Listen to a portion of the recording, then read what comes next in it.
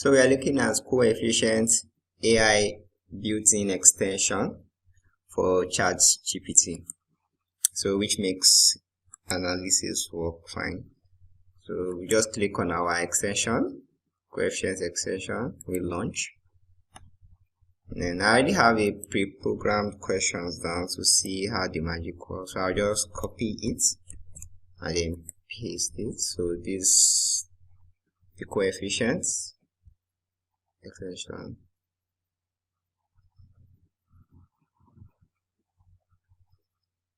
So we click on the chatbot, use pivot, we give it range. This is a range. Okay, then we input our description of what we want, then click on build.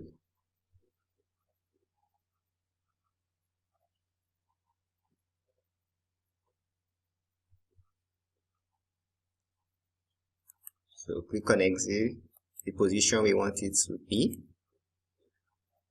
then we insert it. So this is exactly status, GDP and population. So just give us the total developed and also developing countries, the total population and GDP we have. So let's look at percentage also. So the same thing, we give it range that we want, then we describe what we want and then tell it to build. It's analyzing the data. Okay. So now the existing sheet position we want it, then we insert.